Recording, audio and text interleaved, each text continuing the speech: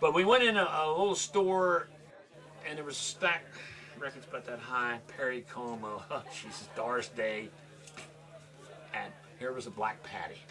Oh my God, it was beautiful. I looked at it and I said, man, that's nice.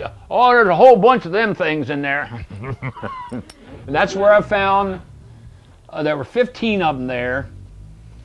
And of course the best one was a Long Cleve Reed Papa Harvey Hall, original Stack Lee Blues, which is the only existing copy. It's up $50,000 now. And then we went up in this coal camp. And the houses looked so good. It just looked like, God, they gotta have records in every one of them. You know, no paint on them. You get to smell the records. And I went into the coal camp. There's an old black guy sitting up on the porch. And I stopped. I said, you got any old record? Yeah. So he come down with one record. You know, I said, oh, this is not even worth it. And my God, it was Blind Blake. No, yeah, Blind Blake on a Paramount, like new. I couldn't believe it. I said, you got any more like that? No. So I gave him a buck for it. So we went up in the coal camp and knocked on doors, and this guy came. I said, "Is there, you know anybody here in the camp that has any record?" "Oh, somebody here got them. I know." It's a big secret. So we went to the last house, no luck. So I turned around and I walked over to the edge of this bank, and there was a house down there. You could have thrown a rock right down the chimney, straight down. So we made our way around. Come down, knocked on the door, was an old collar lady. "Oh yeah, I got some records, come on in." That place was an antique dealer's dream. You ought to see this stuff that was in that house. Oh God. In the parlor, she had a marble top table, it was that big. All carved legs. A Gone with the Wind lamp over top with red shade. Antique. Then there sat the little Victrola. So I opened it up, and the records were set on edge. I said, "What do you want for them?" She said, "Would $1 a piece be too much?" I said, "Here's $100. "Oh, that's too much." I said, "Take it." I couldn't have walked out of there. You know, I just couldn't do it. I had to give her something extra. What was in there? 4 or 5 Mulroney Paramounts like new.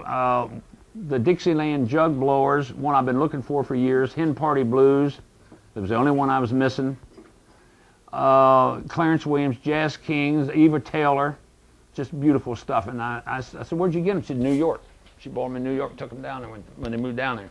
You ready to hear another record? Yeah. All right, this is a record I found in Baltimore. How I found out many about years ago. Joe Bussard was the same way you did, I suppose, buying reissue LPs of old blues and country stuff, gospel in particular, and seeing his name in little fine print down at the bottom, like over and over and over again. And me and my buddies who would sit and listen to these records would sort of, any little thing we heard about these guys who had these records, you know, we would start passing around like, "Oh, I heard so-and-so's a real jerk," and, you know, "This guy has a beef with that guy, and that's why you never see them working together, and who runs this label anyway? Yeah, oh, it's this guy over here." I tell you one thing, if I wouldn't have gone out and got them records when I did, they'd all be thrown out. Because people would have dumped them.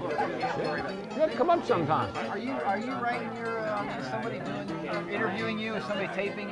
Oh, I don't know what they're doing. I don't know what they're doing. The second you delve into any sort of, you know, original American music, you know about Joe almost instantaneously. And it's not like I'm immersed in it the way, you know, the geeks are.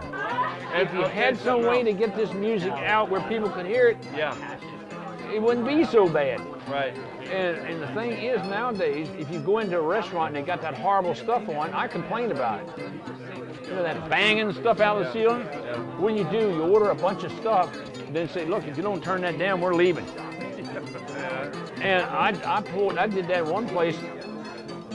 It was terrible. They turned it down. This old man and woman was sitting across the table, across the aisle. She said, "Yeah, we didn't like it either." I said, "Well, then why didn't you open your mouth and say something?" Right. People they won't say anything.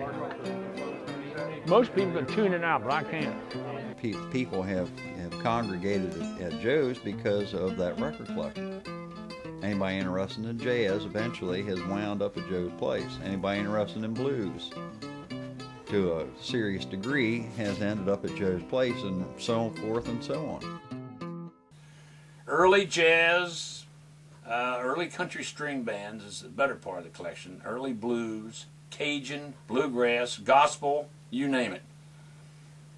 Mostly in the 20s, up into the 50s, but better bulk of the collection is in the 20s and 30s. That's when probably the greatest performances were, as far as country music and blues. It was in the 1920s. Jazz, as far as I'm concerned, was over 1933. A lot of people argue with me over that, but when I talk about jazz, I'm talking about the beautiful sound, tone of the instruments. That was gone by 33. Country music died about 52.